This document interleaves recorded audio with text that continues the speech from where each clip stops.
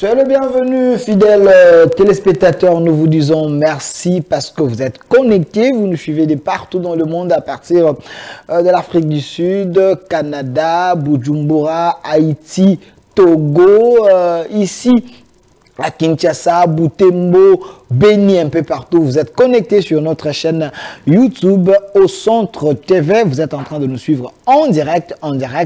Allez là, on a écrit direct. Vous tapez au Centre TV. Là, on a écrit les directs. Piquez les liens, partagez, parce que l'émission d'aujourd'hui, je vous avais annoncé, ça serait une émission participative. Donc, les candidats face à ces électeurs, ils vont tenter de vous convaincre et c'est un peu de vous expliquer le pourquoi vous devez porter votre choix ou votre confiance à eux. Ils sont ici, ce n'est pas la première fois. Lui, il est le père de la philosophie Léopard, M. Luc Kabunangu, cadre de l'UDPS. Il est ici avec nous.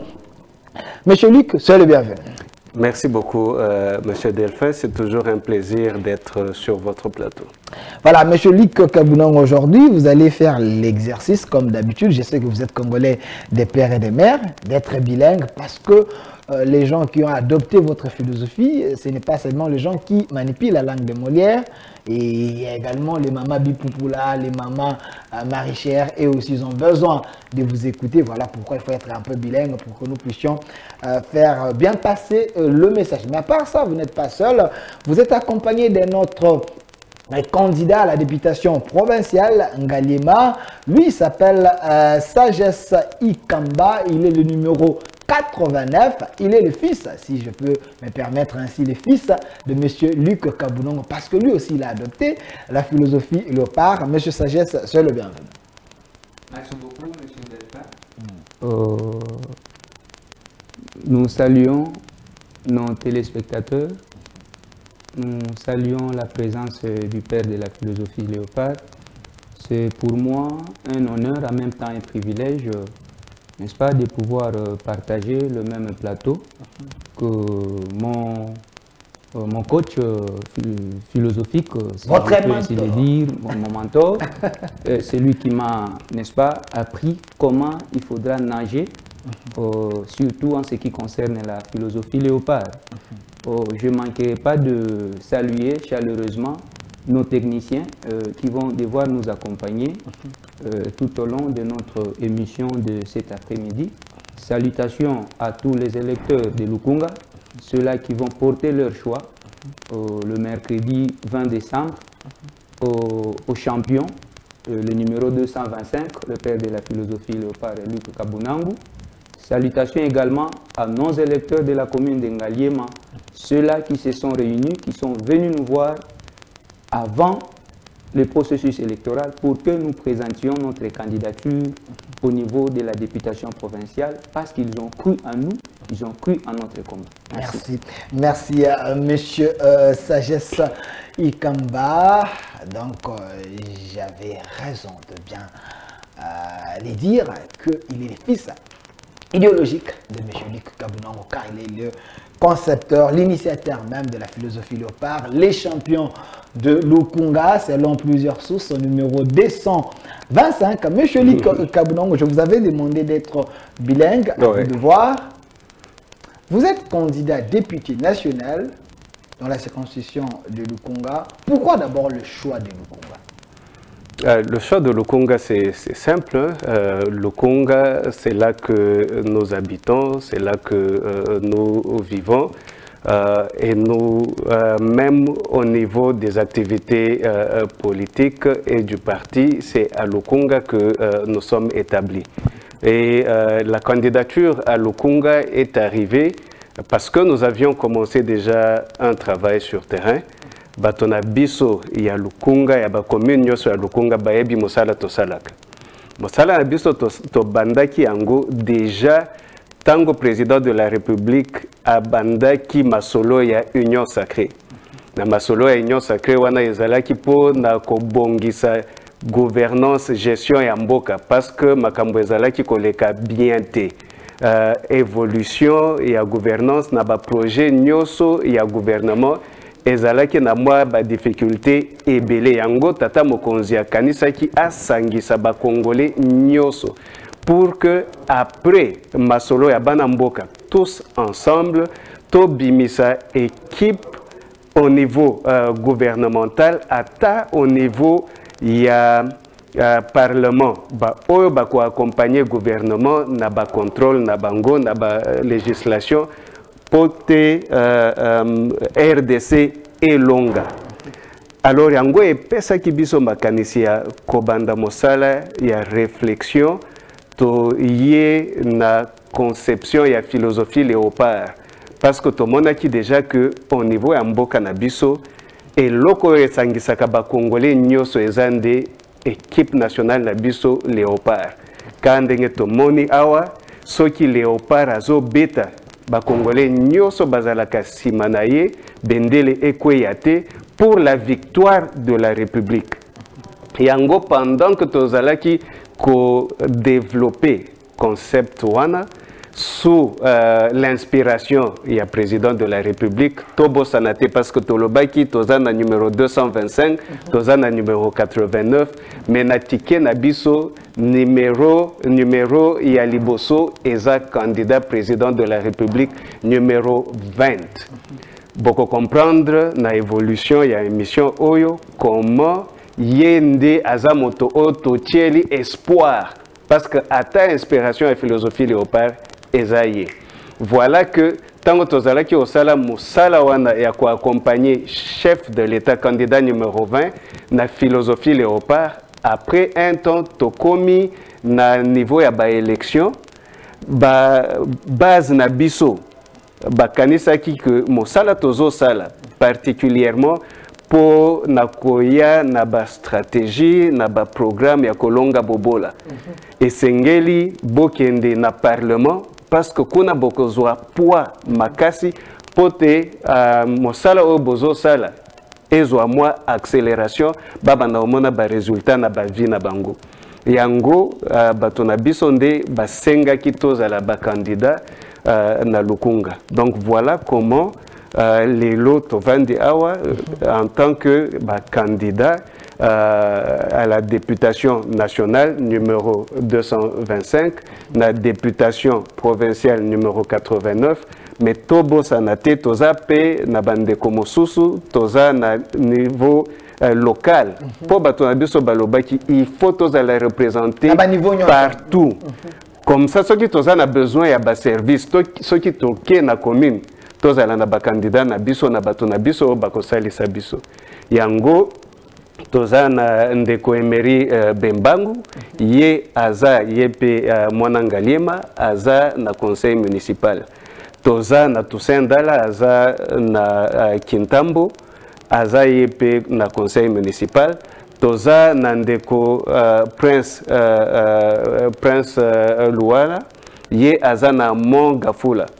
Aza yepe na nini na conseil municipal. Donc yango wana ticket ya ba léopard ya Lukunga. Ya Lukunga. Voilà. Donc si je comprends bien, vous les avez alignés na ba niveau nyonso de façon que philosophie léopard ezala philosophie ezali un peu partout, ezali ko se faire représenter partout dans la circonscription. Il y a Lukunga. Je précise que vous êtes les pères de la philosophie léopard. Mais de l'autre côté, juste un petit changement. Toza awa pona philosophie léopard. Toza awa pona victoire ya RDC. Pour léopard à beta. Yango anandi philosophie léopard. Il faut to bongisa maloba na biso. Toza Batonio soit na baza ba joueur au bazo beta pour la victoire à RDC. Ce sont des voilà, joueurs au bazo beta pour la victoire à RDC. Voilà. Mais cela ne nous empêche pas de dire que le concepteur de la philosophie, c'est M. Luc Kabunongo. Tu comprends pourquoi le beta est allé l'Isanga. Voilà. Oui, tu n'a gagné. Et aussi, vous avez dit que votre champion, c'est M. Félix Antoine Tshombo. C'est le numéro 20. Le numéro 20. Le 20 du 20. Au tiers 20, au tiers numéro 225, au tiers 89, il y a bana oyo, zali komema na kati ya terrain, mais bitumbango pe zali makasi po tengalé, mais zali pe na bangolo ebele. Est-ce que monsieur Sagesse Ikamba aurait kobo ya te le bien était non papa tika ngai na vanda nano parce que yo kende nano ko bunda parce que yo zali champion ngai na tika la nano pona ngalé mabangolo bazali na la députation provinciale na okokana noté tinanga na communal yo ndimika na makasi OK. Merci beaucoup Tata Delphin pour na mutuna na yo na lingaki ko loba na ba congolais et lokomoko na lingaki na circonscrire na no contexte na biso ndenge kulutu auti ko loba et loko ezo ma différence entre candidature na biso to pe candidature ya ba léopard au baza sélectionné pour la compétition à le 20 na ba candidat mosusu eza été biso sélection et salema qui non pas par biso moko mais par ba électeur na biso par la population au biso to bengaka na philosophie léopard ba coach. OK. Au regard ya misala oyo tozo sala na kati na mboka to sala ba activité ba action ya minene na mboka oyo pona ko luka ko soutenir ba entrepreneurs congolais. OK. To sala ba marche ya minene. À ce moment-là, to zala qui même pas na vision que te représenter candidature na biso. To organiser ba séminaire. À l'intention il y a jeunesse estudiantine. To organiser ba conférence na ba salle ya minene ya capitale. Au regard ya ba élément wana population congolaise en général ceux qui na lobby na yo ete ezana batukutu ba réclama ki biso tozoba na Kinshasa ete tokende ko présenter ba candidature na biso na Lubumbashi. Oh donc oui donc philosophie léopard eza localité eza ka Kinshasa philosophie léopard eza déjà na niveau international dans la diaspora aussi na diaspora na koki ko salela bino révélation moko awa ceux qui na bosanité na mois ya novembre towutaki koyamba ba partenaire ya minene ya philosophie léopard entre autres je crois Joachim Noah oyazali champion na monde ya basketball NBA OK tango alandi ete ezana mutu moko na kombo ya monsieur Luc Kabonangu azana philosophie oyazo mema oyeza lokola réponse na ba problème nyonso Congo ezo connaître que ça soit à l'interne comme à l'externe, à mon nom, les alikanisi malamu ya ko soutenir. À Longwaki, Chicago, il n'était pas venu seul, les images nous les avons. Chicago, Yamboka, ya Trump, Mboka, Chicago, oui. Okay. L'image est ali. Ayaki, to salaki réunion, topé présentation, topé partenariat. Entre philosophie léopard, oh monsieur Luc Kabunangu azo prôné, na équipe nyonso oyo et accompagné qui monsieur Joachim Noah et les cas qui boye na centre culturel ya Lemba. OK. Na présence ya représentant ya l'état oto bengaka bourgmestre ya commune ya Lemba. Ba congolais o bazola na biso bakoki kotuna ba. Wana botier fa na bato ba benga ba sanga non philosophie léopard ezali ya bango. Wana bokoti eta na makambo. Non philosophie léopard. Tumso ba bongo beza ya bango. Non. Awa tozolobela léopard comme équipe nationale ndenge bato nyonso tolobaka léopard bazobeta bale et tout mais sikoyo na philosophie léopard na Congo ceux qui nakoki ko répondre ba initiateur bazami balete c'est-à-dire quoi na philosophie léopard monsieur Luc azwaki tangu ya ko réfléchir pour dire comment on peut développer la nation congolaise sur base ya ba principe oyo na ba valeur oyo ezalaka prôné n'est-ce pas na monde ya sport to adopter ba principe wana na kati na gestion ya mboka. OK. Et pourquoi, si je peux intervenir rapidement avec une parenthèse là, pourquoi Tozoa qui Angoboye? Parce que na niveau il y a balé compréhension et zalaka moi facile. Batonyo so bazalaka na moi compréhension. Ce qui te lobby par exemple na ba principe où il y a lobby ba valeur na ba facteur il y a gouvernance. To lobby question il y a éthique. To zongeli to yebisi batu. Jamais to kondima to kolinga joueur a yebi que azobeta match dimanche à 14h mais samedi aza na boîte depuis 20h jusqu'à 6h du matin. Aya na terrain ya kolangwa. Au monde. Wana tondima kate. Jamais to kondima que joueur toza na match mais azo benda bambongo ya ba adversaire pour équipe et pour la ye azala na moi quelque chose na poche na ye. Omoni pourquoi tozwaki image wana ya équipe ya bale o tozo benga philosophie léopard mais eza na profondeur na niveau ya ba valeur karandenge ya lobby patriotisme na ba facteur ya bonne gouvernance ba oyo baza na philosophie na bango ou bien na matière na bango ya léopard ba ebisa yo eza nini mais ya biso c'est dans la gouvernance, c'est la méritocratie, le joueur qu'il faut à la place qu'il faut. Jamais Congolais a kondima joueur azala sélectionné à matana terrain na équipe nationale parce que yé azan de konaye, aza voisin na yé, aza moninga na yé, o yé ayebi. Jamais. Il faut voir la compétence. Il y a joueur, ceux qui a qualifié, ceux qui a yebi kobeta na poste wana.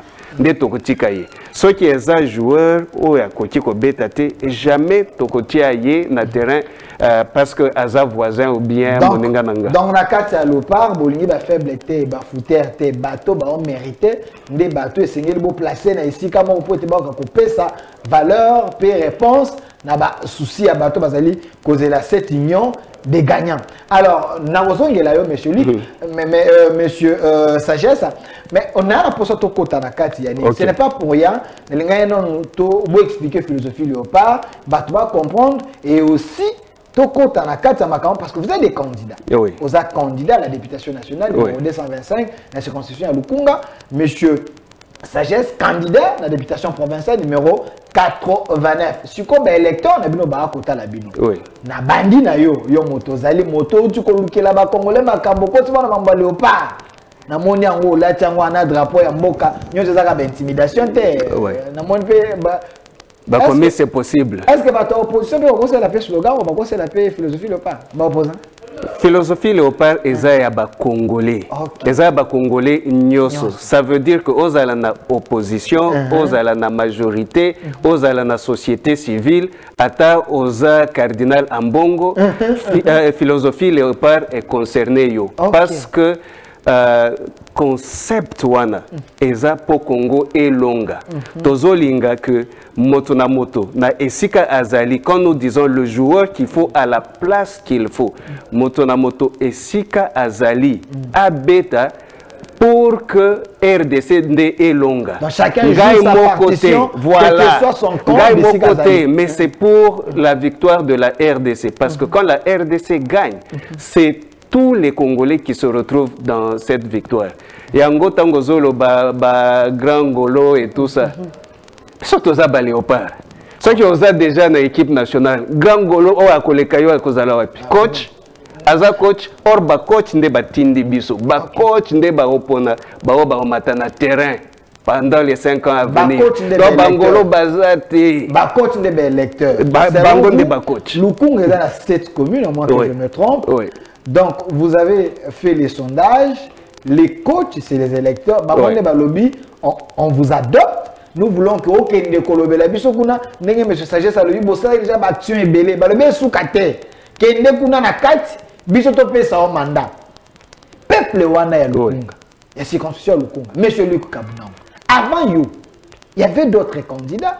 Et aussi, au Baratek, M. Bakendagi n'a parlement. Quels sont les vrais problèmes de Lukunga et Lukungais? Tant que il faut que peuple yayo. Qui sont pour, qui sont contre, qui s'appellent, qui peuvent dormir. Quels sont les problèmes de Lukunga?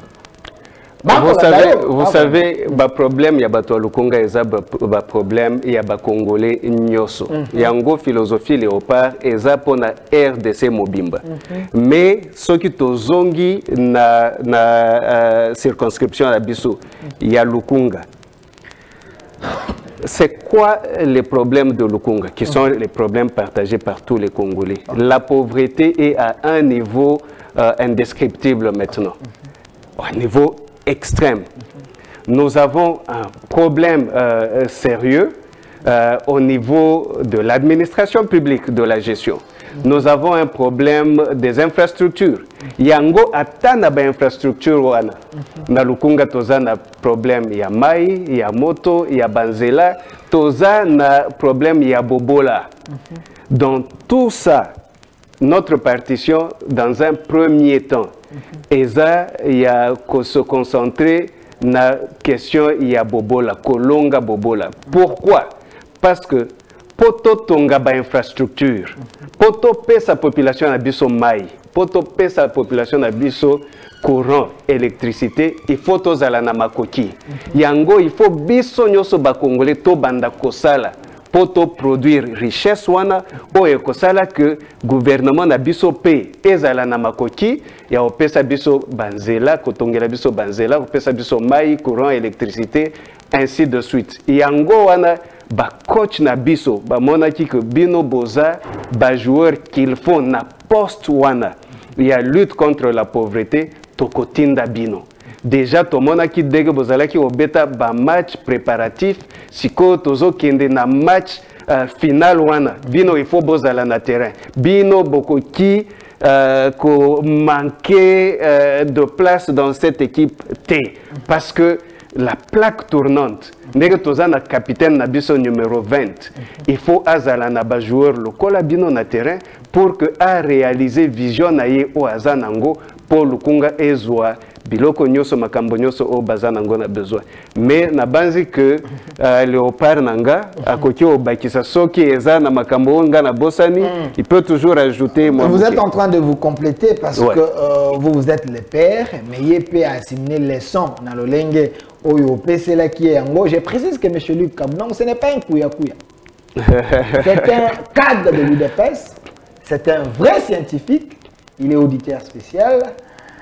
Il connaît beaucoup, surtout dans le monde de la finance, à Ebébéni. Ce que Betty Luc Kabunango, Luka et Tala, le monde il est venu à ça simple parce que dans le moment de la campagne, pour comprendre, il n'a pas besoin il a créé ce que l'on mais il communique des choses pour être bon, pour comprendre, pour quitter à mon niveau, à tout parce que la communication est à bas niveau. Mais tout ça, il n'y a pas, monsieur Sagesse, aux alliés candidats députés, dans l'élection provinciale, quels sont les vrais problèmes en dehors? Il y a M. Luc Kabunango Alobi, le problème, il y a Banangalema. Parce que Ngalema, il y a un Lukunga.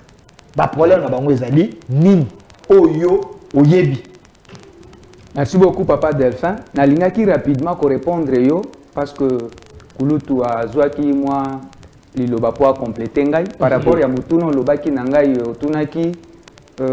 Pour nani to présenter qui candidat. On va comprendre parce que Ngalé mais ça na Ngolo. Yango déjà affiche. Ngolo azayo. Bangolo wana oyo biso bango moko bazomi benga bangolo. Ba koti ba yebi bangote. Na philosophie Léopard. Jamais joueur amataka na terrain yé moko soki coach a sélectionné yété. À moins que oza na problème na mutu. Mais biso toza ba joueur oyo vu ba entraînement to sali vu le match préparatoire au Sali, le coach Bamoni Balobi na biso été binondé bokoki.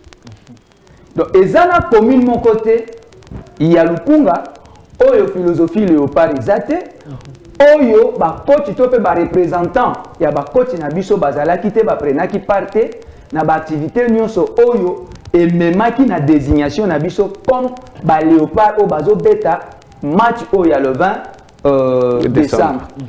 La différence entre biso na bango est que bango bazo mona ngo eza ba élection non eza ba élection il faut ko yana liputa eza ba élection il faut ko yana mbongo au corrompre na philosophie Léopard de ko eza ko kabola na bande ko moi liputa ça c'est la corruption bino nde bango boko makasi eza maboko makasité eza maboko makasité na lingi siko ba coach ba retenir eloko moko tangu au moni déjà joueur avant à matana terrain azoya epai na yo coach kopesa yo 10 000 francs oyo o aligné tu veux qu'il fasse quel bon travail sur le terrain voilà pourquoi tozo senga na ba congolais o baza ba Léopard soki déjà bo moni ba candidat azalaza na niveau ya présidence et ya république na niveau national provincial municipal déjà aye na likanisi ya kopesa yo liputa d'abord un panier qui coûte très moins cher. Pour corrompre, c'est déjà un mauvais joueur. Oh, il ne faut pas couper sa confiance. Parce que ceux qui aient déjà coupé sa liputa, et la qui s'y était, et ça n'a pas de mécanisme corruption. A Matanango, l'Assemblée provinciale, à Matanango, le conseil municipal, la commune du Siga Kozala, à Matanango, la présidence de la République, l'Assemblée nationale. Donc, pour obtenir quelque chose, en échange, il faut toujours qu'on ait quelque chose. Et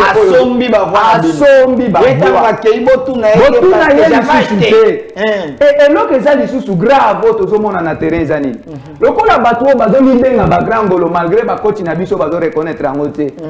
Ba moniete ba léopard le ko la bazana énergie. Ba léopard le ko la bazana matière grise, bazana ba solution o esengeli pona Congo et kende liboso. Bazui ba moyen ba bloquer. Ok. Ba bloquer ba moyen, ba bloquer même ba espace oyo biso ba léopard to kokaki ko afficher ba panneau na biso. J'annonce au coach ya lukunga na yangalie maete to utaki ko perdre même ba panneau bisika pi biso esengela ki to tia ba oyo to sala ki elongo na bino. Comme ba élément na biso ya campagne ba matériel na biso. Na moni mususu bakata ki yango. Pourquoi? Parce que ba o bazomi benga ba grangolo ba moni déjà échec na bango. Ba komi déjà ko banga avant même match ba. Ba bandi contre campagne. Ba bandi contre campagne mais oh ba kolonga te parce que nous avons la population avec nous. Alors, kozonga moi lo mbangu na question otuni il y a un problème en Galima. Même ceux qui sont na niveau national, Congo est un problème ébélé. Il y a un okomona pour organiser malamu comment répondre à un problème wana. Tous un ministère par exemple il y a santé, ministère par exemple il y a EPST, ministère par exemple il y a aménagement du territoire, ministère il y a finance et consorts. Par rapport à Bamakamba domaine wana nyoso, biso to moni to ko quitter ko kende par 4 chemins. Le plus grand problème au yezo ronger population ya Ngaliema, c'est la pauvreté. Pauvreté va partout. Tina Haïti, Tina Éthiopie, si quoi le la pauvreté est en Haïti, il faut te tika. Voilà. Tokotika te. Ok. Congo est en richesse nyonso. Oh les en monde. Kulutu nanga segisa inga mukomusu salobi. Na Afrique du Sud. Ezana moko ya ba camarade na ye moko. Aloba na ye na Congo. Mutu ata azoliate. Mais à Télémikaka, et si comme moko quelque part, à Longoli Basapatu, à Tikeli Makolongulu, à Saliwana 6 mois, Mutu Oyazalaki Mukuse wana Bokomona Azokola. Azokola à partir de l'énergie, on m'a belé à Congo, ils ont dégagé. La fertilité, il y a la terre congolaise. Ma belé à Congo partout, richesse et ali. Yango comme on a sauté tamboli à travers la ville, banzete musu se zobo tama même Nicolas banda kuna. Même na son des moutons, baboki masango eboto. Nicolas a son des moutons. Voilà mboka o ezal na potentialité lokola owana, mais population yangaliema parce que tozaya kuna mais nous prenons quand même tozozwa a même makambo o ezota la Congo Mombimba. Donc politique obiso tozoya nango pona ngaliema pour parler de mon cas, pona lupunga, pona kulutu nangai. Ceux qui ont adopté pour toute la République, c'est déjà une réponse au Ekosunga, même continent et même le monde entier. Donc on pouvait lutter contre la pauvreté, rien que la pauvreté. Merci. Tango akolobeto kosi sa pauvreté. Mokonza mboka mekaki yango a champion na bino bolobaki ndeko Félix Antoine Tshombo Tshisekedi. O babia sa lembi na ye akende kovanda akende konja rejoindre ndeko Joseph Kabila, sénateur à vie. Abaki a lutter contre les inégalités sociales. Alobaki était le peuple d'abord. Alobaki était Congo comme Allemagne d'Afrique.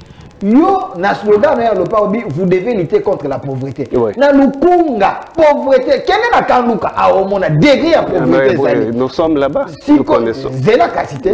Tant que yo le bête, ba pesa yo chance. Oko ma député national. Oko ba nengeni. Oko kabola ba ngoma sango. Oko la ba ngoma groupe. Oko pesa ba ngoma boutique. Toko sala robot. C'est une très très bonne question. Okay. Parce que yango siko ba komi koyoka soi-disant grand golo bazoya, mais bazoya na maputa na ba 10 000 francs pour résoudre le problème de pauvreté wana pour que population na biso aza pauvre. Mais biso tozolo baboye. Il faut des politiques et des programmes du gouvernement pour gérer cette question de lutte contre la pauvreté et créer la richesse. Tokobanda ndenge nini eza déjà na programme ya gouvernement otozanango mais voie schéma oyo biso toponi eza ya business le monde des affaires pour créer richesse donc en passant par l'entrepreneuriat ce qui otali ba congolais nyoso ata population ya Lukunga na mike o bato bazalaka nango bato bazalaka ko entreprendre pour que bako kande ko salisa ba famille na bango baliaka ainsi de suite yango biso tolobi dans le grand pool il y a ba solution. Nous avons le grand pool, il y a climat, il y a ba affaire. Climat, il y a ba affaire et bandit déjà la justice, il faut sécurité juridique, il faut bonne gouvernance, donc administration publique assainie, qui suit certaines règles telles que l'impartialité dans la gestion. Il faut makambu ebele. To kota na nyoso wanati. Il faut ba infrastructure, il faut ba courant, il faut ba électricité. To kota na nyoso wanati. Kande konanga lo baki awa boza na ba département o esengeni pour chaque problème. Yango biso tolobi concentration à la biso. Déjà na niveau ba congolais bazalaka na misala o ba yebi. Il y a des maçons, il y a des plombiers, il y a des menuisiers, il y a des artisans nyoso. Il y a des mamans, il y a zandu. Il faut que l'andela bango, il faut que les règles, les lois, ezala. Pour la philosophie, ceux qui règlent ezate, eza respecté, les kokoma kao, to beta ango bien te, et ozala vraiment désordre. Donc il faut que l'andela mibeko yamboka nyoso, oyo ezo sala que Congolais abanda ko se retrouver. Oyo eza nanote, yango tokolandela poto voter yango ekota na système ya ba loi na biso pour que to sala émancipation économique ya ba congolais babanda ko se retrouver na économie ya bango. Lelo ndenge tozolo ba awa. Économie ya mboka na biso eza contrôlée majoritairement na bapaya. Makambo ya bapaya wana il faut esila. Ozalaki oloba awa tata mokonzi yaki na ba promesse et tout ça mais il faut, champion en promesse. Il faut comprendre oui parce que ça donne de l'espoir et dès que nani atabiso boyo c'est possible et ça déjà promesse na batotozo et bisabango c'est possible nous allons réaliser à partir de la promesse wana to bandi mobilisation ya population yango tata mokonzi ya salaki à mobiliser population congolaise dans son entièreté pour que biso nyoso tozala déterminer tokota nanzela oyo ya lutte na biso. Le plus grand combat oyo ya bandaki nango eza combat ya déboulonnage. Tango alobaki le déboulonnage bato bazalaki omona bitumba contre nos propres frères congolais a obeta bango bakofi et tout ça. Non.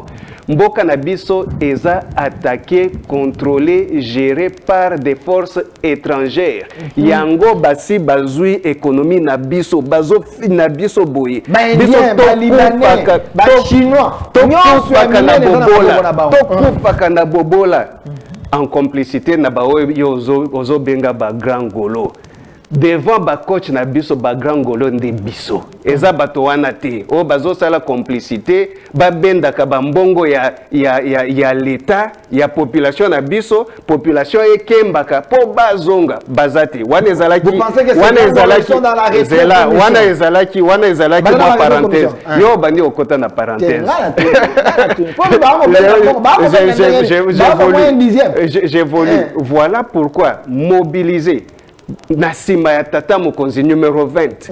Déboulonnage ezo continuer. Tokomi, moi avec les données que j'ai, je peux dire Tokomi déjà na moi 60-70%. Tokolongola o liboko ya qui passe par le Rwanda la tolongola yango to banda contrôle ya mboka na biso complètement identification de tout le monde qui vit en RDC. Ba Congolais bango moko na nationalité na bango auto identifié ye aza Congolais aza na nationalité congolaise. Auto identifié ye aza mopaya aye epai na biso to yambi ye mbalamu to pesi ye résidence na ye ndenge ya kolinga asala mosala oyo aye kosala na mboka na biso. Mais makambo oyo ya kofina ba Congolais yango tozo telemela dès que ba coach ba otinda biso na nzela omona na parlement omona coach azalaka pembeni biso toza ba joueur ya ba coach bazalaka pembeni bazo pesa biso ba directive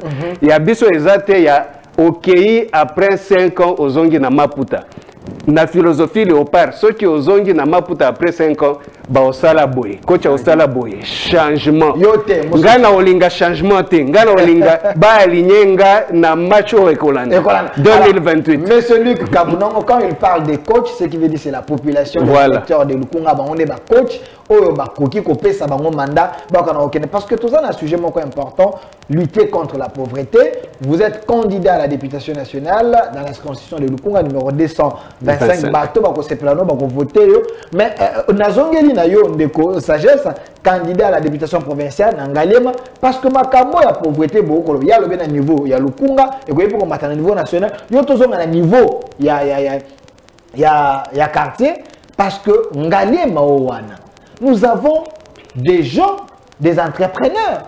Nous avons des gens qui mettent des cabines par-ci, partout. Tout ça, bateau à boutique, bateau à côté, à côté. Mais ces gens-là, ils sont massacrés nuit et jour par les agents et la commune. Ces gens-là manquent même la paix de chercher à se donner même parce que côté gâté. Bateau wana. Ceux qui battent dans l'Assemblée provinciale, merci beaucoup. Mbote lisusu na ba électeur na biso ya Ngaliema. Mbote na ba coach na biso ya Lukunga. Monsieur Delphin o azo poser biso mituna zate moko ya bino ba coach. To blikia ete mituna oyo représentant na bino azo tuna biso na plateau yango pe bino bozo mituna.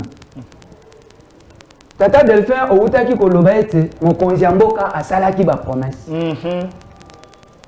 Mais nani yango ayebite que tant le chef de l'État a sali par exemple les promesses était à lutter contre la pauvreté par l'entrepreneuriat. À créer des millionnaires congolais. Batu bakanisa ki lokola mokonzi mboka le numéro 20 Amelaki Masanga yango alobaki baba na ndoto millionnaire mais tango alobi yango ayebaki malamu que libeko ezali tozana mobeko moko je crois etali makambo ya sous-traitance na secteur privé oyo elobi ete ba marché nyonso ya prestation ya misala na domaine privé eza ba marché oyo esengeli ezongela kaka na ba congolais lokola nationaux ba congolais donc ba koti ba nationaux papa Delphin azana moi qu'entreprise na ye moko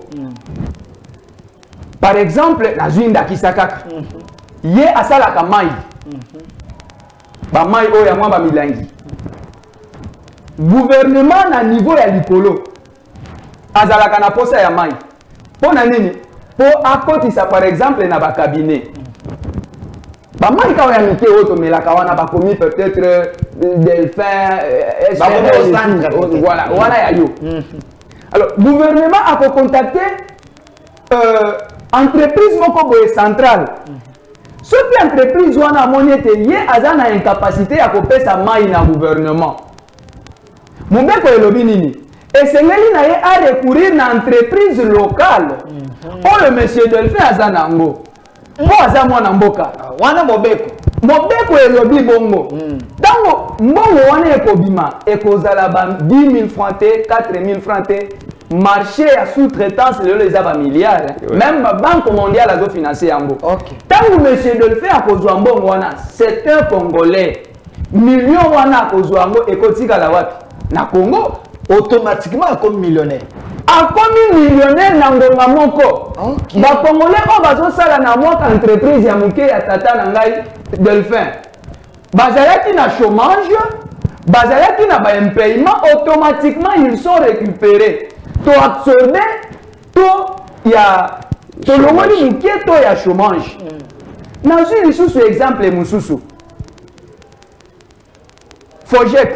On ezali fonds ya garantie pour l'entrepreneuriat au Congo. On a monnaie la personne qui quelques jeunes. Voilà. 150 voilà. Mais sur le délai. Fojek on a exactement fonds où ils ont supporté tout ils ont soutenir les entrepreneurs étrangers. Batro bazana ba cabine yozoloba. Asala ka cabine. Azana mo pharmacie. Azana mo pharmacie. Fojek ezali entreprise tout organe que le chef de l'État a mis en place. Pour accompagner les jeunes entrepreneurs, pour moins financement, pour bâtir pas, comme les millionnaires. Ok. Alors, on a et ça bafoué parce que les joueurs qui sélectionnés, sélectionnés sur base il y a sentiment. Ok. Voilà par exemple. Ok. Mais à la il y a des joueurs qu'il faut. Les joueurs qui ont ceux qui ont na terrain, na beta balle et sengeli na ngai na respecter les principes. Ok. Il y a liboso. Il faut pas na bana ko beta lisusu makolo, na tiki balle, na tiki ba vrai ba problème ya ba congolais, na komi su ko attaquer ba poti o ba linya ki biso o eza ba jeune o bazana ba cabine, to komi su ko si je comprends bien la manière que tu as développé, j'aime ça. Tant aux candidat à Kobanza. À Kobanza, à réfléchir, à continuer dans le Katamakam. On le bien être pas qu'on a école à cosité. À cosité, t'as pas qu'on a école au Bagi solo. Mais à zone on a pas principe. Et que marché à sous-traitance, bah congolais, bah on a bénéficier. Sauf qu'à moins marché automatiquement comme millionnaire, na bateau bah na simane bah moins souffle. Mais nous tourne que 5 secondes qu'avant qu'il y a un décolique comme non. Bah problème moi na ezapé na lukunga. C'est vrai, bah marché à moi, idée ezali malade, mais bah tout le monde se bat pour zoiter. La majorité bah dans la carte bah informel. Mais na bah informel wana beaucoup mestre yangalem à Colondabito na solane moi ma casse il semble que ma camone lekele mutu ako kokangote mais toi pe na beli yangalem mo bazali mais ce problème persiste soki okoti nini okobanda pour être bato bazona no moi pe manangambo wana bato bazana organiser te wana bazana carte informel. Qu'est-ce que vous allez faire comme député provincial yangalem? Merci beaucoup. Question na yo. Eza na mutuna moko simple. Une fois élu, et l'autre il y a liboso onga na kosala. Ezali ko rassembler na mibeko wana nyonso tozu yango to organiser yango. Et sengeli na biso kotala. Nini oyo ba joueur ko bazala ki sélectionné avant biso. Basala ki te oyo banaki ko nyokola nde population. Biso to ko créer te, on va pas inventer les roues comme on le dit. Mibeko ezali mais to ko buna pona mise en pratique na yango. L'applicabilité ya mibeko wana. To ko luka par exemple ko organiser ba groupe ya ba jeune wana. OK. Omoni par exemple parce que structurant. Post Fojek ayeba ko soutenir pe ba jeune wana. Et c'est na bango bayeba pe que za na organisation moko to pe structure moko ezo accompagner bango. Tant ba député o baza en place bayebi yango te ou encore bayebi mais baza bango nanu ba jeune wana te ba patriote ba kosunga ba jeune wana te na linaki na chuter un exemple moko rapide pour ba comprendre yango malamu kaka na domaine o ya sous-traitance ndenge to lobaki eza na immeuble moko bazo tonga na Gombe babengi yango centre financier congolais ou bien on a moni akitoko makasi akobonga eleki kutu immeuble wana tango bozo mona yango soki na koki koyebisa bakoto bazo landa ngai de tout wana Mathieu tout wana ndenge mati mati ona bato ba bénéficier yango baza ba congolais te ce sont de blancs Mais les gens qui travaillent au bazo la nase, azo beta marteau, azo buka libanga, o azo tonga yango, aza congolais. Alors que tozana ba entreprise congolaise, tozana ba congolais o baza ba chef d'entreprise na domaine ya construction, o ba kokaki ko bénéficier marché lokola o wana. Na vu exemple ya ndeko moko na kotanga kombo na été posé yete aza candidat. Tangu pape aye ndeko oyo asalaki podium na stade de marché, ce n'est pas un étranger. Ndeko wana mbala moko akomi na mbongo ebele akanisa ekutu politique te akomi mbala moko candidat député national. Non, donc il y a un résultat à millionnaire congolais. Voilà, et ça la politique ya chef de l'État. Soki société musala ya ndenge wana ezali, to pesi yango par exemple na société Ederode oyo eza ya kulutu na ngai Luc. Na domaine ya bois par exemple. Mais même les oignons ces okota na ba bureau na ba. Non, ça fait mal ba congolais. Même les autres na poto pour eya kokota na présidence pour ekota na cabinet ministériel. Na météo ba jeune na bazo sala ba meuble alors que batako soma ba. Merci. Voilà bitumba na deso. Yango wana ba congolais ba ngale mabana lukunga botala ba na mona makaisa kitoko monsieur Luc Kabunango araki pena na sagesse ya kozwa ko copter yo makanisi ya pesio yo ndeko wana asalingi ba podium organizaka ba événement wana atika jamais okota na politique pote ba pesie moi marché azui pema beauté bimi va échanger a comme millionnaire sous le régime Tshisekedi soki yo pozui mais sikoyo makanisi ya ndeko ezali nini vous faites bien votre travail mais il faut vous la structurer. Boza mwa mikanda, boza la éligible na mosolo l'état pour ça. Ya monda le biso yibo voter ya organiser parce que ba baza kuna baza na ba dormir. Makanisi ezali, ba instruction ezali, mais ba ko yeba te ndenge nini ya organiser bino pour être bokoka ko bénéficier. Cher coach, botala banane bokoyi ko voter. Alors ndeko Luc Kabunango, c'est vrai. Émission ezali kitoko makasi na CP na makasi na bino pour ofongola la téléphone ba coach ba benga ba tout la bino. Pas de souci. Mais tout na.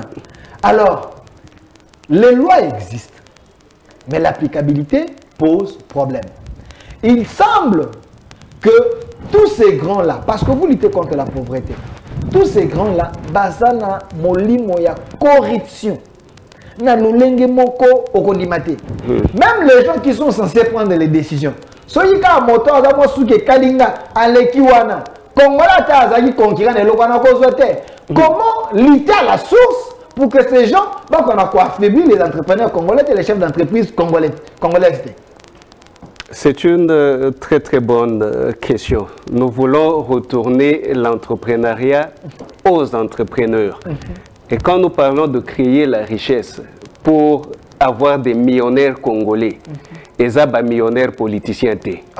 Ce qui n'a pas bokomi kozwa ba millionnaire politicien et que ba homme d'affaires baza ba millionnaire té boza na problème na makambo monene boye. Ça veut dire que tokozala na situation na condition où tozo vivre lelo il y a pauvreté. Pour politicien azwa kambongo na ye wapi pour comme millionnaire. Mais ceux qui bomoni entrepreneur a comme millionnaire milliardaire akozwa mbongo wapi. Ça veut dire que à Sali Mosala a tongi entreprise na ye ti et comme maye na niveau ya ba million na niveau ya ba milliard. Tango azo comme millionnaire milliardaire azape ko fungola entreprise na ye azape ko zwa bana misala bana na biso ba congolais bazape ko zwa misala. C'est ça en fait notre combat.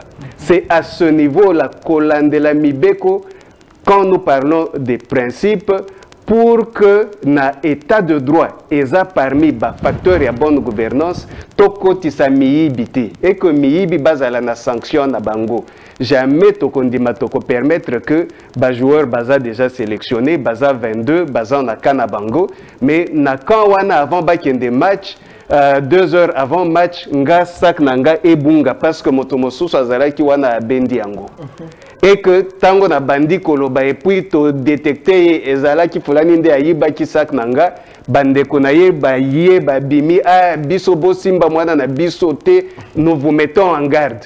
Et loko wana na léopard ezala kate moyibi to kangiye to longoli to sanctionné to tcheye pembeni wana eza na niveau ya redevabilité, encore un autre facteur de bonne gouvernance.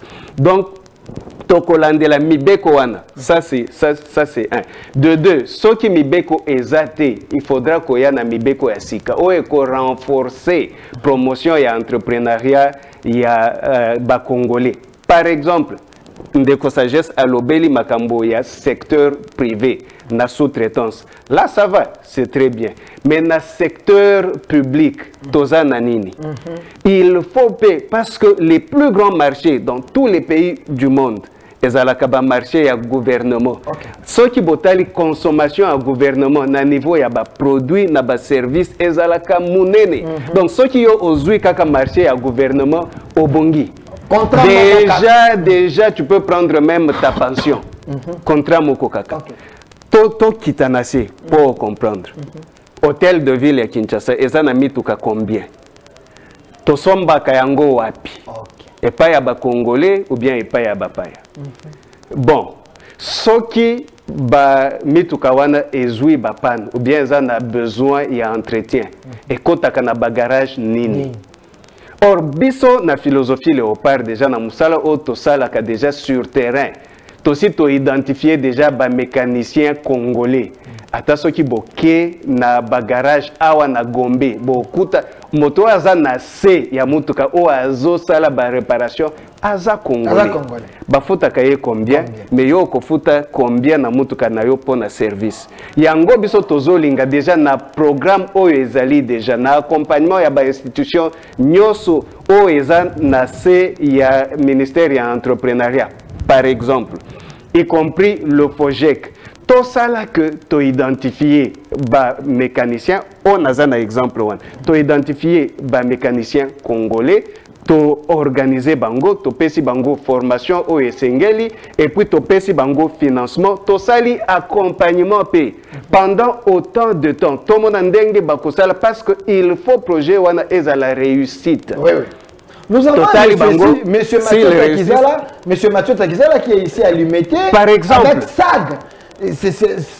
C'est un chef d'entreprise congolais. Voilà. Ceux qui ont vu qu'un marché moko, on a OCC, il devient millionnaire. Mais congolais. Vous vous imaginez. Voilà. Et puis, Mbongo wana, ezotikala awana Mbongo. Ata à réinvestir yango te etikali na banque et ko salisa ba entrepreneur mosusu bakoya na ba banque po bazwa mwa makoti bakende o financer ba activité na bango lelo soki otuni ba entrepreneur congolais contrainte ya financement eza munene. C'est pour ça que ata ba FOGEC on a résolu de mettre ça en place pour résoudre le problème wana ya contrainte financière. Mais nasili sapé les cambo y a marché public. OK. Il faut, ce n'est pas mauvais. Ce n'est pas mauvais que tous ala na ba investisseurs étrangers na mboka na biso. Tous ala na ba investisseurs lokola ba oyo bazotonga centre financier wana. Ce n'est pas mauvais. Et d'ailleurs, tous encouragé les étrangers baya. Mais ceux qui sont étrangers baye, il faut basa la selon mibeko na mboka na biso. Ceux qui ok na Chine, yo congolais okosala kaka selon mibeko na bango. Jamais que congolais akosala na Chine lokola chinois akoya awa ko respecter mibeko te alingi a imposer ndenge bango basala kana Chine ezalaka te. Voilà, maintenant biso to lobi boy. Na niveau ya ba marché on a ce qui tozui exemple il y a projet il y a pont en eau profonde ba projet wana eza ba projet minene eza ba projet il y a ba milliard biso tokolinga soki toza na projet aboye to kotisi o tozo benga contenu local ça veut dire participation ya ba congolais na marché wana soki eza ata il y a 2 milliards de dollars américains il faut moi 40-50% ya marché wana ezala ya contenu local. Ça veut dire 100% ya ba travailleurs bazala ba congolais, sauf si compétence congolaise ezate. Donc comme il a besoin ya kozwa ba paya baya kosalisa biso, c'est bien, c'est bon, ça se fait partout au monde baya. Na niveau ya ba produit, ezala ba ciment, ezala ba sable, ba caillasse et tout ça. Avant tout ça, l'importation, il y a ciment, il y a Brésil, et quand on a mboka na biso, il faut ciment et sila na marché congolais. Tout ça, on a silo, donc, pour que voilà. Mais c'est comme ça que toko renforcer ba entrepreneur congolais, na ba travailleur congolais, tenge to lobby, ba travailleur faut baser la 100% congolais, to banda na niveau managérial. Comme ça moto o bazo futa $20,000, azala belge te, azala français te, alors que compétence wana eza awa. Ce qu'il faut à la français, il faut prouver biso que ba congolais nyoso ya compétence wana bazate nde tokoti ko benga expertise étrangère bango pe ba ya ko salisa na marché ezaki na posa ndenge ba benga ki ndeko Jamal mais bato baza bela ba congolais bela ba ko pe tonga ba maison préfabriquée na ba brique donc ba ba millions et belé ba sungi pe mabota na bango ba créer ba entreprise na bango compétitive yango ne mokonza mboka na monsieur Luc Kabunango awa na ndeko sagesse ba lobi ete soki bino ba coach ndenge bo tinda bango kuna na kati équipe ba komi kuna ba kolamusa ba dossier na ba kolamusa makambo na ba kotelema ba kofongola misu ete ba congolais bazala ba premier bénéficiaire na ba marché wana nyonso na loi oyo epesi bango ndingisa mais ba baza kuna basala kanini ngai na mitunaka. Monsieur Delphin, on commence à comprendre si pour na nini ba coach na biso donc population na biso et le baki tozo tinda bino. OK. Parce que ba grand golo selon population na biso eza biso bato tozo salela bango. Biso de ba grand golo. Ba oyo bazo mi benga bango moko grand golo parce que aza na ba poche milai. Grand prêtre ba poche wana soki abimisi a pesi bino. Après il faudra azongisa ekota etonda pendant 5 ans. Merci. Mais dans l'entretemps on appelle ça qui eza 10 000 francs. 10 000 francs en 5 ans, ça veut dire 2 000 francs par an. On sala nini à 2 000 francs par an. Au sacrifier 5 ans, Nicolas 10 000 francs, voir na yo pesi ndoka 10 000 francs na oteki commune, oteki circoncision na oteki na bala na yo. Voilà. Yango mituneze beleza ko yande ko sagesse na ko peso maloba na fongoli téléphone. Bokoki ko benga ko tuna mutuna. Sur ce plateau, je suis avec monsieur Luc Kabunango qui est candidat à la députation nationale dans la circonscription Yalukunga. Numéro 225. Numéro 225. Bana Lukunga Obo Akolanda, candidat Yeyo, Makanisi Boyoki. Makanisi Boyoki kitoko, ezali mabe, bokotinda ye, to bokotinda ye te. Nini bolingi, ete bango une fois kuna, bakukana kosala. Ndeko sagesse, tozali na ye awa, azali candidat à la députation provinciale en Ngalema numéro 89. Alobi awa apesi ba makanisi bokotinda ete bokotinda ete mituna na bino ebele eye déjà awa. Hier j'étais avec les candidats présidents de la République numéro 26 monsieur Enoch. Avant-hier j'étais avec le président de l'Assemblée provinciale monsieur Godin Poy qui est déjà na chaîne Ngai au centre TV botala ba émission beaucoup mona ba émission zali na bo savourer yango comme vous le faites toujours. Je prends des questions. Mais vous pouvez appeler et poser des questions. Na Chiluba, na Kikongo, na Swahili, na Lingala, ngai nzamba sala na ngolu na ko interpréter. Salut mon frère Luc Kabunango. Merci, tu es intelligent, mais une fois élu, le problème des Kuluna demeure toujours au Kosa la Boni. C'est une très bonne question. Parce que déjà, tozala ki kolobele yango, ba problème il y a Ngaliema, mais qui ne se retrouve pas que en Ngaliema, qui se retrouve aussi dans toute la République du Congo. Problème il y a Kuluna, ti les lots tozo traité yango lokola eza problème il y a police. À part l'Ikanisi, il y a chef de l'État, le président de la République, candidat numéro 20. Oyaye nango po abanda ko récupérer banana biso nyoso wana batinda bango na formation pour qu'il soit utile à la société baye bandenge ya ko gagner vie na bango sans faire sans commettre de crime. Voilà le programme Yaboye. La première des choses, il faut que soit banana bisonyo soana kozongi sabango na ba formation selon le choix de tout un chacun et selon les capacités de tout un chacun. Bazwa ba formation, ba comme ba artisan, ba kota ba université, déjà na ba gratuité et enseignement. Je pense qu'avec la chance que nous pourrons avoir, nous pouvons remonter ça au niveau des humanités. Toko banda kolandela yango. Biso réponse ya kuluna eza police te. Réponse ya kuluna eza formation, eza éducation. Toko tali la paix ba structure nyoso ya communauté na biso o esalaka ba encadrement ya ba jeune. Par exemple, nga nazwaki formation na nga na scoutisme. Na yekolaki makambo ebele na scoutisme wana. Lelo ezo salisanga et je suis en mesure d'encadrer et de former aussi des gens à partir de là. Donc makambo nyonso ezakaka na maboko ya gouvernement te. Société civile pe aza na partition ya ye o ya koki kosala. Après ce qui biso to salisi to encadrer bana na biso ba jeune na biso malamu pour que bazwa avec de l'espoir aussi na makambo o ya lutte contre la pauvreté tozoloba parce que ce qui a silisi classe et puis azana mosala te akomi kolala na nzala. Comment est-ce que l'enfant va se débrouiller pour survivre? Omoni yango tozoloba toko former bango, après ko former bango il faudra tout faire pour leur donner de l'emploi. Ce qui déjà nangambo wana eza couvert et que ba oyo ba poni kikuluna ba wana nde toko gérer na bango par la police. Merci. Autant de questions.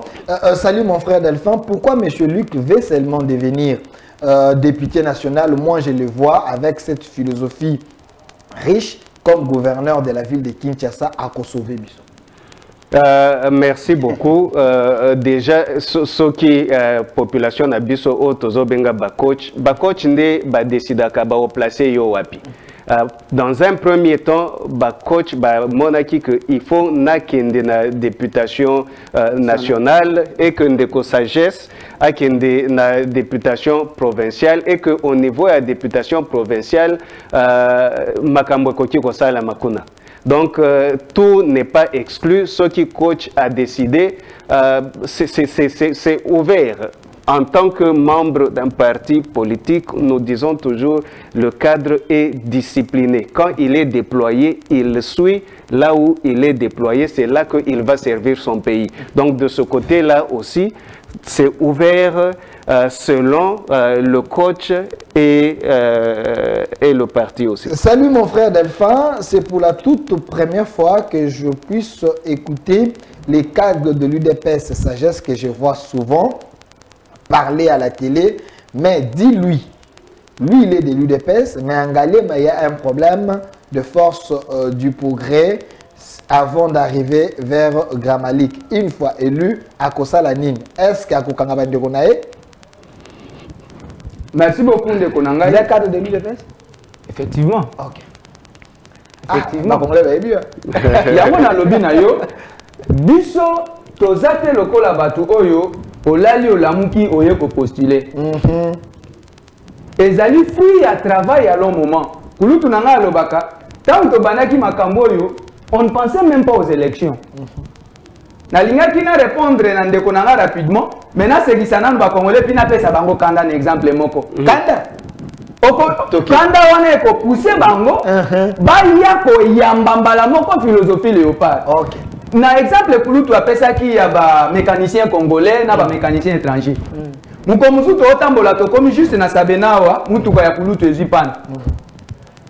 To luki esika ya kobongisisa yango. Curieusement toke na Kotanga Kombote. Na Kotanga Kombote bulutu oyebi mwana na yo la kama yebi. Na je sais pas mais babenga mo garage. Garage moko ya Mundele na Kotanga Kombote. Moi pièce wana ya mukie ba congolais ba coach boyo kangai. Ka pièce ya mukie o ba koki bongisa na intervalle ya 20 minutes. Bazo sengela biso $700 na garage ya Mundele et puis on nous dit il faut bâtir mutu kana bino ça la 3 jours. ngai na yebaki makambo wana te kulutu pe ayebaki te. Chauffeur ya papa Luc Kabunangu alobi papa Luc ngai na moni awa ekosimba te tokende ngai na yebi esika moko omoni kote ya ngiringiri kuna ba mécanicien na biso ba congolais ba parvenir kosunga biso na ko débloquer situation wana totini bango prix balobi na biso je crois ba 10 000 dollars. Mécanicien ya mundele asengi biso 700 dollars mutuka faut ça la 3 jours. Mais mécanicien congolais asengi biso 10 000 francs na moins de 10 minutes asisi mutuka. Tilelo mutuka na ezwaka sous problème te. Est-ce que tozomona na niveau nini ba minele bazoya ko yiba biso mbongo? Dans l'expertise na ba congolais ezali na. Expertise ezali na ngo yango biso bitumba na biso ezali ete makambo ya sous-traitance na secteur privé eko eza la réalité. Ba congolais bazala ba bénéficiaire ya ba marché nyonso. Na pesa lisusu ba congolais kanda. Na mboko oyo bandanga na botamana na mona te na kati ya ba supermarché. Ba koma koteka na mbila. Na pilipili o biso moko tozo produire na mboka mondele akomo teka ngo na supermarché. Mais ba député o bazo mi benga ba grand golo. Ils sont là. Ba congolais baza abandonné na donc ba koteka na détail te ba na détail ba koteka te mais il y a la loi, il y a une loi kulutu na ngai apesa ngai. Oyebi de voir la liboso apesa ngai kona kota na philosophie na ye. Yo faut ça la recherche sur loi ya petit commerce. Otoye ba malamu banani bakoki koteka en gros, banani bakoki koteka en détail. Okomona mutu mususu na face boye baza face à face na ngambu. Kenkeri moko ya mundele.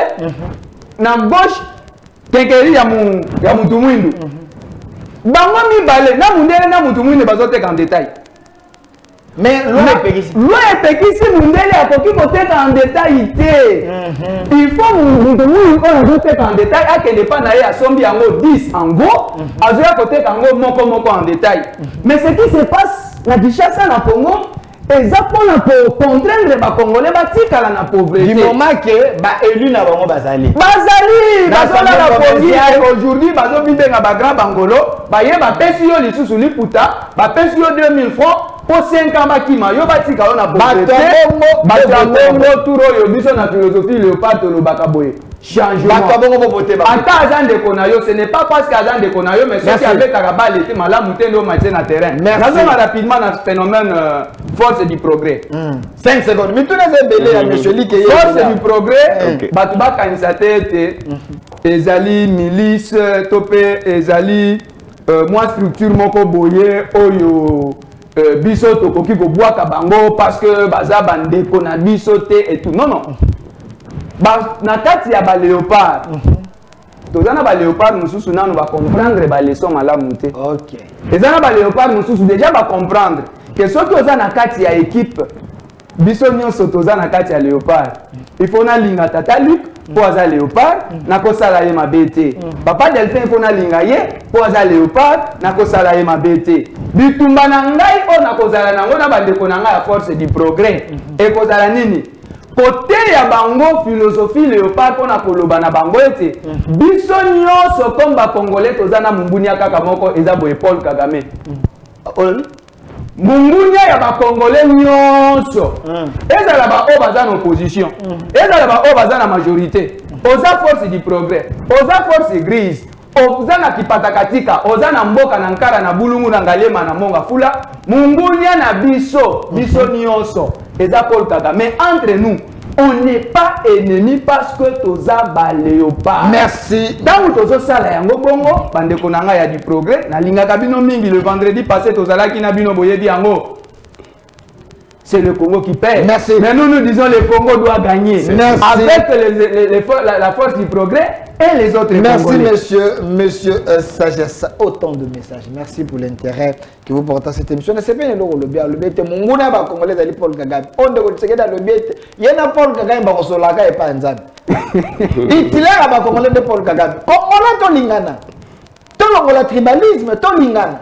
Et là, comme monsieur Lee Kabino Baoloba, ceux qui ont longi li kamba pauvreté, oh moto na moto, alors na moto solo na et pas na ko ikolia mala, oko ina muninga pona nini. C'est ça. Parce que distribution de la richesse congolaise nous allons bénéficier nango to comme ba vrai léopard, to bandana na base. tolingana, travaillons ensemble, privilégions la méritocratie. Ok. Cette émission est géniale. Mais mon frère Luc doit se battre avec sa philosophie pour la réduction des trains de vie des institutions car la vie est chère. Oui, bien, il y a train de vie, il y a une institution. Je me pose toujours des questions. Est-ce que Batobaye vraiment budget et a fonctionnement, par exemple, d'une institution particulière, ezalaka combien et sur base de quoi tolobaka que train de vie eza yakomata eza monene, il faut réduire ça. Il nous faut rentrer dans des études et voir exactement si le train de vie est effectivement élevé. À ce moment-là, on va le réduire. On va le réduire. Par exemple, Nazwa, exemple Moko, où il y a 21 000 $, il y a Assemblée nationale. Bon. Ngai, au lieu na sala makelele, na lobani na nini, très vite, j'ai compris que en absence de la transparence, c'est très difficile de résoudre ce problème. Il y a un gonga na lobaki boe, tango makambo à 21 000 et bandaki. Ça va, c'est bien. Ceux qui tolingi kolanda bato individuellement et puis on fait des problèmes aux individus, tokolongate. Mais tozonge la mibeko. Une des lois, d'ailleurs, au Ngana Komemana Assemblée nationale, ce qui n'a côté égalité, ça sera la loi sur l'accès à l'information. Okay. Parce que dès que Bisotoza na Mobeko wana, c'est tout Congolais, Oya Kokoka, Kokoma, Mokanda, Asenga ba pesaye réponse. Tango bako pesaye réponse, combien touche le député, à ce moment-là, Tokoki kota pe na train de vie à l'Assemblée nationale pour que après to banda ko attaquer yango.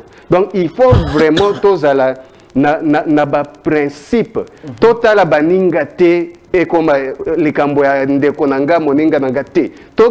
Tozonga na ba norme na ba principe et à partir de ce moment-là tokoka ko adresser ba problème na biso nyoso. Sur la question à 21 000 $, j'étais très déçu parce que l'Assemblée nationale a déjà bato oyo totinda qui déjà na parlement ba représentant na biso. Siko biso population tokomi kotuna bango boye bisa biso. Baseki biso batali pembeni bakei parce que ça leur faisait du bien de toucher 21 000 $ le mois.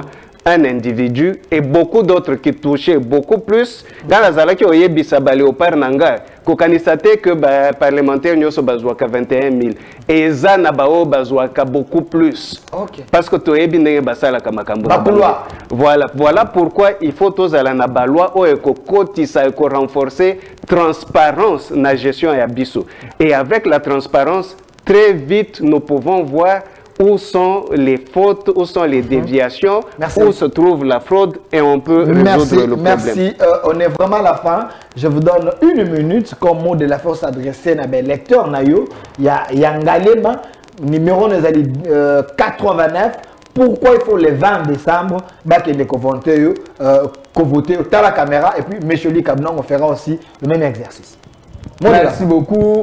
Bakoti na bisonyo so Ngalema. Bino ba o bozo ndima bozo porter pe combat o ya biso ya pour lutter contre la pauvreté. Na le 20 décembre biso tozo benga ngo ezali match oyo tozo aligner ba joueur na le 20 décembre entre le 20 décembre 2023 na 2028 mi-temps ezalaka te na match ya sport ya foot 45 minutes mi-temps et à la et ça a biso possibilité à changer joueur au ya lembi na o ya beti bien te na première mi-temps tozo bisaye mais si to remplacer pardon mais awa sikoyo ceux qui to aligné ba joueur ya mabe na le 20 décembre le ko la bino boza ba coach et la qui si était pendant 5 ans to te kimboka pendant 5 ans to BBC to ko ya kozala sous une occasion ya ko remplacer na 2028. Voilà pourquoi esengeli na bana nyonso ya Ngaliema bayeba ko porter choix na bango likolo na biso ezali choix moko malamu 89 ne numéro na biso na députation provinciale 225 des numéros, il y a papa et la philosophie léopard. Na niveau, il y a élection nationale na Lukunga. Toza pe na moko ya ba léopard. Alinga ki azala na biso mais aza empêché. Il y a na niveau ya conseil municipal. Aza na 206 de Koimerim de Bango. Donc le 20 décembre, Moula, Enoka te, Moi atama lili ezali. Et c'est là que nous avons affronté pour tous na posa il y a changement. Ba o bazomi benga bagra bangolo na lobaki na mwasi na ngai. Soki ayena liputa na ye, kata ango na misu na ye. Merci. Mais yon a le 20 décembre, pour na Lukunga, pour na Ngaliema, Lukunga 225, Ngaliema 89 et Ngaliema municipal 206. Merci monsieur Sagesse. Alors monsieur Luc Kabunango, pourquoi il faut bien lecteur et Lukunga va voter 1 minute au s'adresser d'abord, le 20 décembre. Merci beaucoup la population de Lukunga.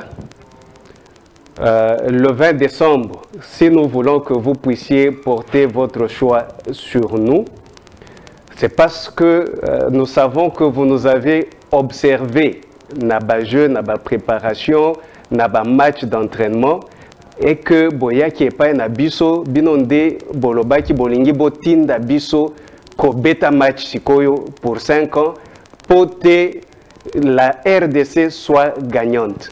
Yango boye bisaki biso déjà que na niveau il y a président de la République toza déjà na capitaine ya équipe numéro 20.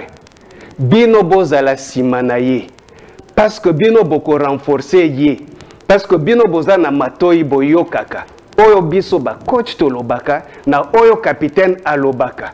Donc ce qui bino bo betinaye c'est vraiment vrai que la RDC sera gagnante. Toza na ba o ba joueur ya mobulu o ba décider ba ye na terrain ba kuti biso tozo sala entraînement très bien préparation pour botinda biso na terrain ba ye ba lobi baza ba grand golo.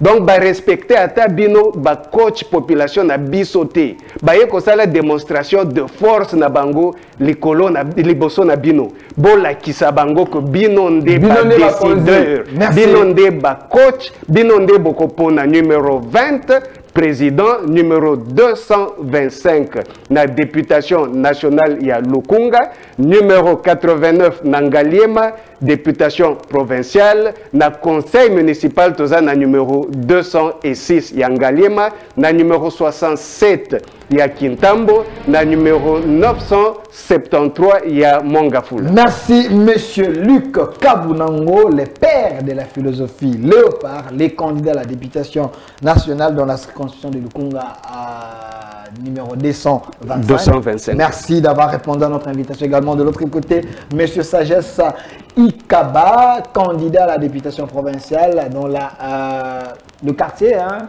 Le quartier, mais la commune c'est Ngaliema. Voilà, les quartiers comme Nganga, commune Ngaliema. Merci d'avoir répondu à notre invitation. Merci également à vous. Suivez cette émission. La rediffusion c'est à 23 h ici sur les Phares Télévision, mais l'émission est déjà en ligne sur notre chaîne YouTube au Centre TV. Une autre RDC est possible. Abonnez-vous, abonnez-vous, appelez-nous. Nous pouvons vous recevoir ici pour parler de vous, parler de votre candidature, parler de la politique. Une autre RDC est possible. Au revoir.